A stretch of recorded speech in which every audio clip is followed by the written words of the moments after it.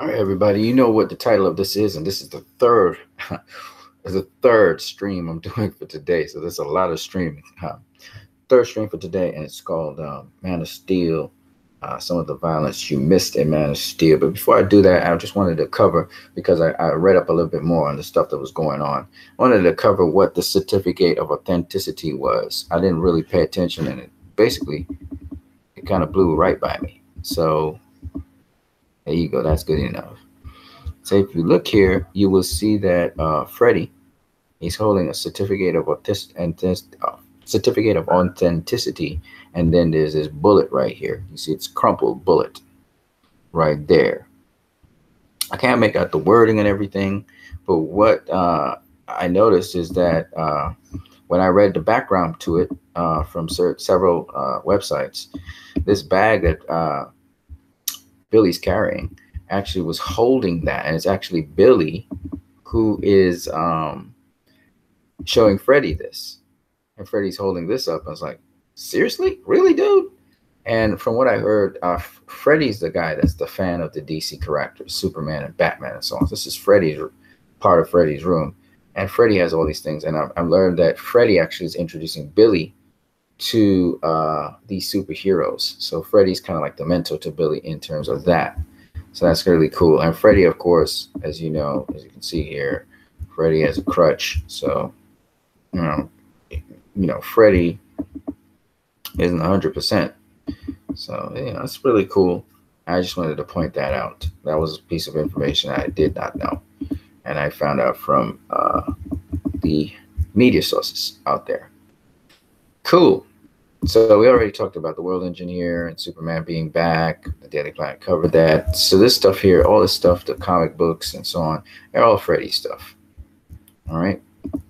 Anyways, what I want to talk to you about is extreme violence in Man of Steel. When you go back and watch Man of Steel, I say a lot of people got killed and murdered in Man of Steel. A lot of people. So this is the Smallville fight scene, and this is one of the first people who got killed there. Yes, Superman plowed through a 7-Eleven with General Zod, and the 7-Eleven exploded, especially when it hit the tanks and stuff. Car exploded and stuff.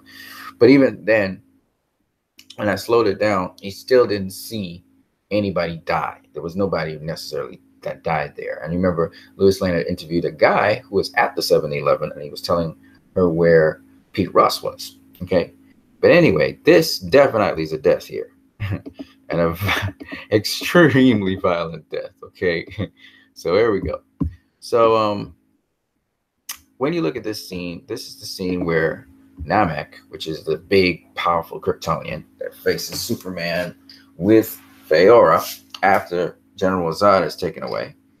Namek, he gets shut down by these A-10 fighter jets that fire machine gun fire and shoot Superman, shoot Faora, shoot Namek, right? Namek sort of shakes it off, and then he leaps into the air and he attacks this A-10 fighter jet. Now, most of the time when you guys watch it, you think that the pilot escaped, and you think that the A-10 fighter jet goes down with Namek and they crash, right? That's not the case, folks. The actual fighter jet pilot did not escape. So here, if you look very carefully, you'll see that Namek grabbed the fighter jet pilot because they were saying, Thunder 1-1, Thunder 1-1, eject, right? You heard the other guy on the side. I don't have the other plane. We were actually seeing it from the other plane's point of view, actually. That's where we were seeing it from. But anyway, he was telling him to eject.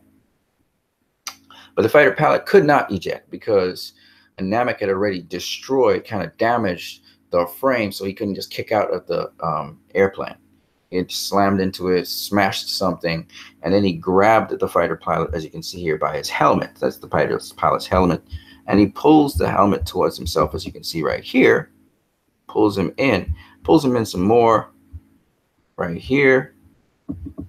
He's really close to him right here. And then he crushes his head, and his head explodes off his body. You see the helmet flying off there, and that's blood sprinkling through the air right there. He popped his head off his body, pretty much. Just completely, like he choked him and popped his head off his body. Crazy, huh? That's some serious violent stuff. And then you see the blood spraying there. and you see like maybe it's the guy's two hands coming off there. It's probably his hands flying off. But that shit was violent, man. Extremely violent. Okay. I just wanted to highlight that to you guys. There's a ton more I'm going to come with. When it comes to Man of Steel, Batman v Superman was extremely violent, and a lot of stuff you guys maybe not have caught because it was so fast or you couldn't see all the details. But I just wanted to point that out. And I'm going to show you how violent. It was a horrific event, Man of Steel. I'm not going to lie to you. Kind of like the Trade Center bombings and attacks, but even worse, right? And some of the scenes you guys see people going up in the sky with the gravity device that is used. You see them smash down to earth, but there's more. There's more stuff than that, and I'll show you what I'm talking about in time. So I just wanted to share that. If you guys have any other comments to make, fine. If not, it's not a problem. I'm out of here. Okay, you guys probably didn't even expect me to have another one of this. So, it is what it is. Hope you guys have a great night. Have a good one.